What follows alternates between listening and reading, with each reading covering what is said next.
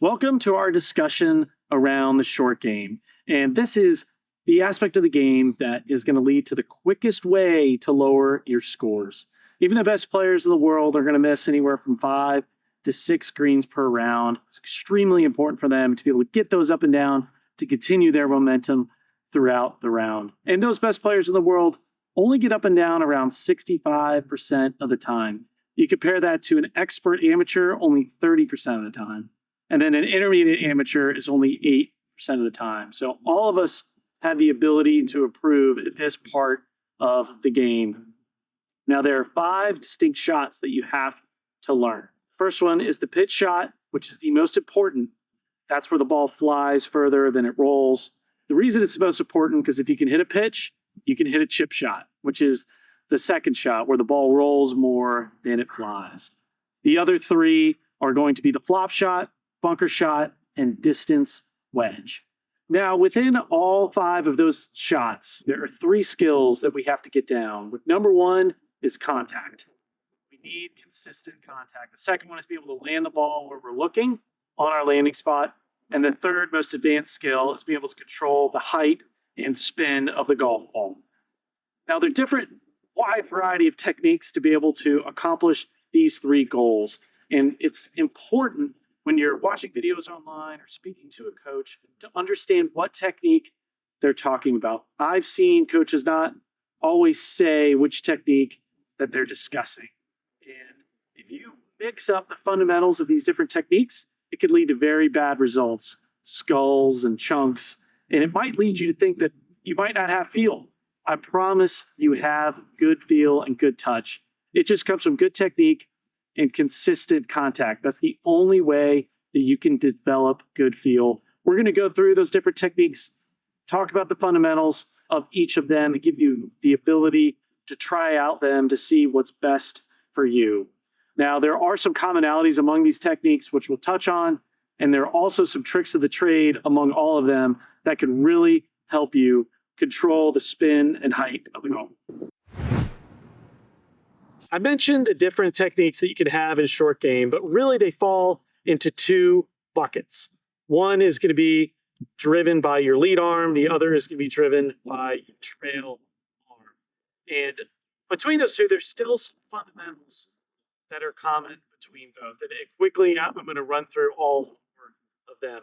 The first one is stance width. I see way too many players getting their feet way too wide in short game shots. It really limits their hip mobility and ability to move with the shot. So what we want is our feet to be about the width of a club head. So if you take a club head, put it between your heels, that's the width of stance that we want. And we want to flare your lead foot out towards the target.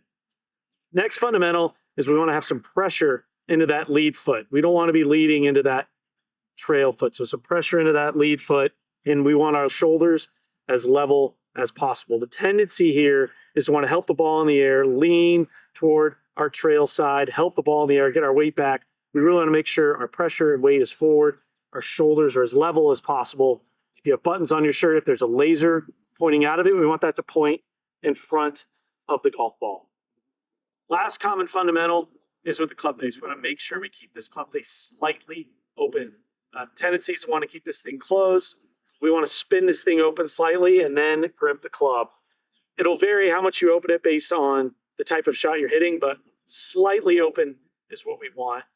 Quick note, why people struggle to open the face. They think it's going to affect the direction of the shot. But the more loft you have on the club, the less opening the face is going to affect the direction.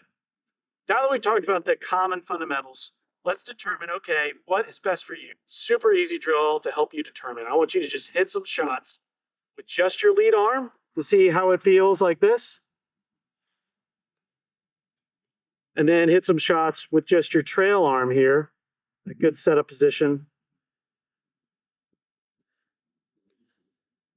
And see which one feels better for you. If you're more that lead arm player, that's going to lead to what we're going to say is more of a hinge and a hold motion. If you're more that trail arm player, it's going to be more of a throwing motion from that trail side. And important for you to understand, if you're going to use this style, it's going to lead to using more of the leading edge and a little bit less of the bounce at the back of the club. But that's no problem. You can still be a great short game player like they are with this technique. First fundamental to understand is when you're hitting shots, you never want the ball between your feet. What I mean by that is you want it off of your lead toe or your trail toe based on the type of shot that you're trying to hit. If you're trying to hit a high shot, you want to play it off of your lead toe. If you're trying to hit a lower shot, you want it off of your trail toe. The motion's pretty simple. You're just going to want to replicate that shot that you had where you're just using your lead arm. There's going to be a little bit of hinge in that lead wrist. Make sure you keep that lead wrist flat. And you're just going to hold it on the way through. That trail arm and trail hand, it's just on for the ride. Just feel like that lead arm is your engine, a slight hinge. Hold that wrist flat and hold it on the way through. This is what it would look like down the line. Slight hinge, flat wrist, turn, and hold on the way through. We don't want to let that angle out. Extremely important in this style of short game. And this is what a hinge and hold shot is going to look like. In a good setup position here. Just have that lead arm lead the way.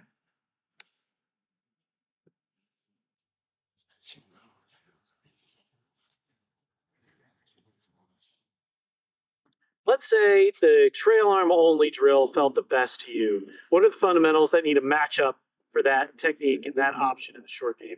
Well, in this one, we can have the ball between our feet, especially for just a standard shot. It's okay to have that ball between your feet, but really the big change here is going to be in your pivot and in your sequencing. And what I mean by that is once we get into a good setup position, as we work the club back, we're going to feel like that trail arm is now the engine. It's going to be moving. There's going to be a slight hinge of the wrist, but we need our head to go down and towards the target in the backswing. And then we want the club to head to go first, hence the throwing motion, slight throwing motion, and then the head's going to go up and back. This is really going to expose the bottom of the club or the bounce. That's why it's probably become the most popular style among professionals. Victor Hovland is a great example. He's done an awesome job of implementing this in the future. And especially for him, it's that move of really moving down and to the left for a right-hander in the backswing. Let that club go first and then shoot up and out of it. It's going to give you a massive margin of error. Let's demonstrate hitting that more of the throw motion where we're going to feel like that trail arm is now the engine. Really going to be focusing on that pivot and that sequencing.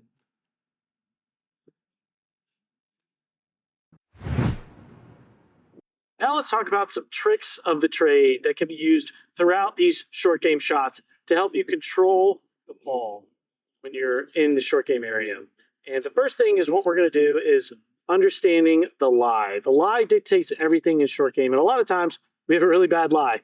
Like it is now, it's in the winter, dormant grass, wet, Bermuda, grainy lies that can be really difficult to hit off of. The best way to counteract those is what we would call a toe down shot. The idea there is we're just going to move closer to the ball to where our heel is off the ground. Still open that face, but we're going to have that toe really driving down into the ground. The toe glides and the heel digs. So always remember that if you ever have a difficult lie, just hit that toe down shot, get that heel in the air, and you'd be amazed at how much that helps around the greens. The next trick is really understanding the grip, how we don't have to change anything other than our grip to change how the ball is going to fly and react when it lands on the green. The first option is what we can do is just weaken our grip, which means we're going to take the normal grip and turn everything toward our lead side. This is going to lead to an open face, more of a higher shot. Ball will come down with like a butterfly with sore feet. Don't have to do anything differently. I will note you might have to swing a little bit harder because the ball might not go as far as it's coming off a little softer. Conversely, say you have a long pitch and run and you need the ball to roll when it gets on the green. You could do the opposite. You could just turn our grip to the right or toward our trail shoulder, do everything else the same. That's going to promote more of a stronger face and that ball coming out a little bit faster. Another really cool one that I like to soften the blow when the ball lands on the green as well is just take some fingers off our grip. And what you can do is you can start with your pinkies. Just take your pinkies off and hit the same shot here. So just lift them into the air like this. And regardless what your technique is, have that same feel. That's just going to lead to a little less shaffling and impact. Have that ball come out a little bit higher and softer. And lastly, we talked about that drill with just one arm only, lead arm only, or trail arm only.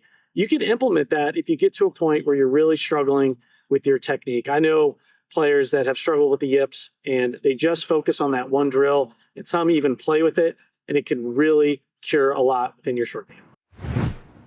We've talked about how to hit a pitch shot. And fortunately, if you can hit a pitch, you can hit a chip shot. A chip shot's where the ball is going to roll more than the ball is in the air. So whichever option felt best for you, whether you were the lead arm player, the hinge and hold, or you're the trail arm player, or you're more of that throw, you're going to take those same fundamentals into a chip shot. It's going to be no different. You're just going to have a shot where the ball rolls out a little bit more. However, having said that, I do want to teach you a pretty cool specialty shot that has really helped me in my game and I think will help lower your scores. And it is called the chutt. So what does that mean? Well, it's a combination of a putt and a chip shot, hence its name. And what are the fundamentals that go into a chutt? Typically, you're going to use it if you have a lot of green to work with. And the nice thing is it's going to get the ball rolling like it's a putt. And so what we do is we're going to pick a club based on the amount of grass or fairway or rough that we need to carry versus how much we want the ball on the green. And once you practice, you'll get a feel for which club would be good for certain instances.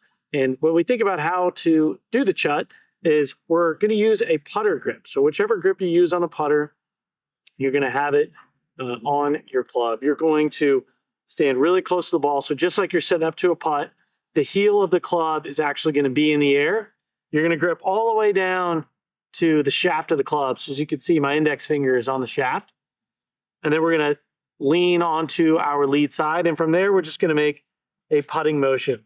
Really important that we don't have any breakdown of the wrist. It's just weight left, grip it like a putter, heel in the air, and make that putting motion. And be amazed at how well that strike comes out and how nicely the ball rolls on the green. Now let's demonstrate how to hit the chutt.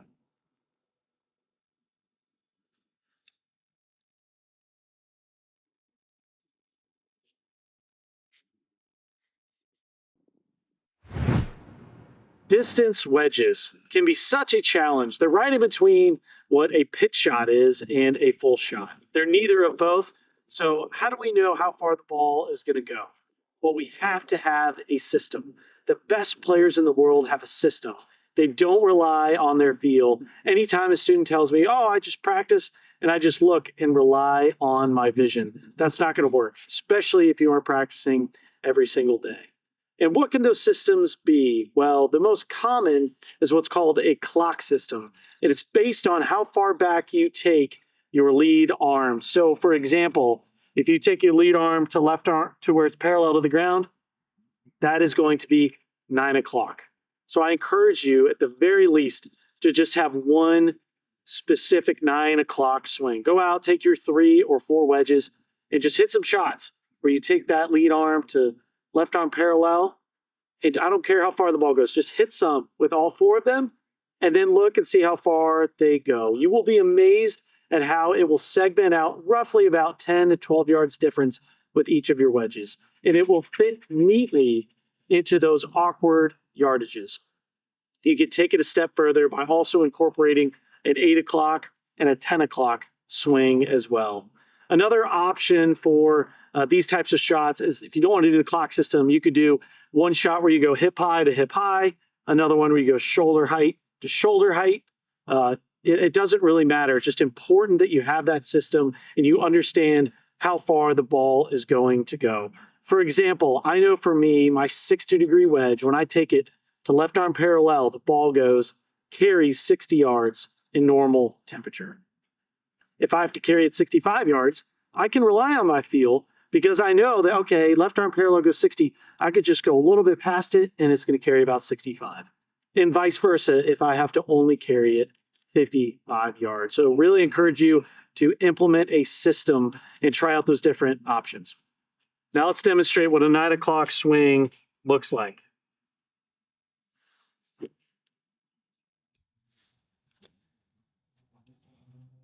Now we've developed a system for these distance wedges. It's important to talk about what the best players in the world are doing. They hit these shots low and with a ton of spin. And the reason for that is it's much easier to control where the ball is going to go. Let's say, for example, I was going to throw a ball at the camera. If I threw it like this, almost like I'm throwing a dart, much easier than if I was going to try to loft it up and land it perfectly on the camera. Think about guys like Zach Johnson or Steve Stricker, awesome wedge players. They hit it really low and with a lot of spin. And the way that you can do that is when I work with my students, I see way too many of them getting their feet really wide. We want to keep our feet pretty close together, similar to that pitch shot that we talked about a club width apart. We want to keep our weight left. But the most important thing here is we do not want hinge in our wrists. Anytime we get a lot of hinge, it's going to lead to the ball going up in the air. Therefore, the way I like to hit these shots is feel like my arms are really long. I actually turn them under a little bit, and there's going to be no hinge in the wrists. And from there, it's just going to be a rotation back and then an aggressive, assertive turn through with a lot of speed. Let me go ahead and show an example here. So I'm getting in that nice setup here. Going to get my weight on my lead side, long arms, and I'm not going to hinge my wrists at all. Way back, way through, tons of speed. That ball's coming in low with a ton of spin. It's going to give you a lot of control on these shots. Bunker shots are one of the strangest shots in the game because it's the one shot that you don't actually hit the ball. You're hitting a bed of sand and the ball's going to propel forward on that bed of sand. Amateurs tend to really struggle with this because it's conceptually hard to understand. But once you understand that, you have the biggest margin of error on these types of shots. So let's start with the setup. And what I like to do when I teach students is just draw some lines in the sand. So what we're going to do first here is draw a line for our feet, and then we're going to draw a line for our ball position. So we draw a T in the ground. Ball position, we want just inside our left heel. Now, this is very different than a pitch shot, where I talked about you want to be pretty narrow with your feet, about a club width apart. We want to be extremely wide with our feet in the bunker. So as I set up here, I'm going to be really wide, flare my feet out. I want this line going just inside my left heel, and I'm going to start to dig my feet into the sand. Now, once we're in that good wide base, feet flared out, you're going to want to feel like you're going to sit down. You're going to, first of all, really important to get this face open. More so important than any other shot is really spin that club open before we grip it. And when we do grip the club, there's a specialty grip that's really good for bunkers, and it's called a butterfly grip. And the reason is because it looks like a butterfly. So once we spin the club open, what we're going to do is we're going to take our normal lead hand grip and we're going to turn it to our right for a right-hander. And then same thing, we're going to do the opposite with our trail hand. We're going to turn it to the left for a right-hander. So as you can see, this looks like a butterfly. So we spun the club open. We've got our nice butterfly grip. This is going to get us in a great position to set the club. We want a lot of wrist set going back. We really want to work that club open. But having that grip is really going to take care of it. We're not going to have to think much about it. We just get in that grip, really feel like we crank this thing open, really get a lot of wrist set. So those are the fundamentals for the backswing. We're extremely wide. We're digging into the sand. We're getting low. We're keeping knee flex. That nice butterfly grip. We're working that club up. Tons of set, face wide open. And then from here, the energy is really coming from speed. We want to hit about anywhere from 1 inch to 3 inches behind the ball. If we're able to do that in normal sand, and it's not too soft or not too hard, you're going to hit a really good shot. You have a massive margin of error. It's hard for amateurs that are starting to really understand that really big margin of error. If you have great technique, like we've talked about, a good setup with that nice butterfly grip, working that face open, tons of speed in the face. So let me show you what that looks like for a great bunker shot. As we see, we're getting nice and wide, feet out. We're sitting nice and low here. As you can see, ball position is just inside my feet. Now, I have a pretty long shot here, so I'm not going to spin the face open too much. Nice butterfly grip. Work this face open, lots of speed in the face.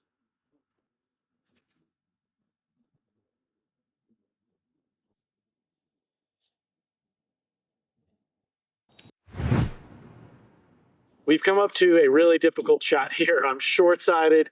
I'm hitting to a down slope. I'm in big trouble here.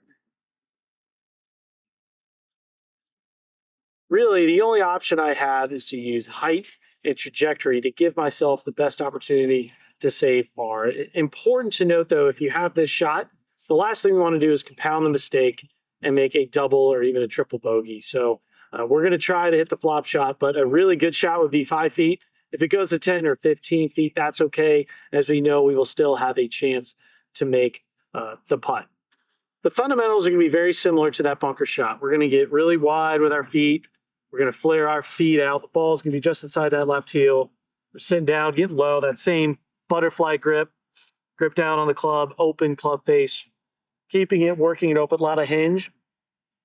And then we're just going to throw that club behind the ball. Now, really important, we're not in the bunker where we're able to dig our feet in the ground, which creates a lot of stability in the lower body. So it's hard to lean back and help it in the air.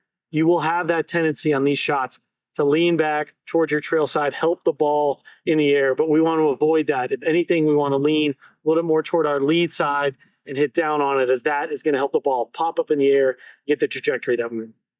Now let's show you how to hit the flop shot. Real wide, getting down, butterfly grip, nice soft hands, soft arms, and moving to the left. Comes in real high and lands nice and soft.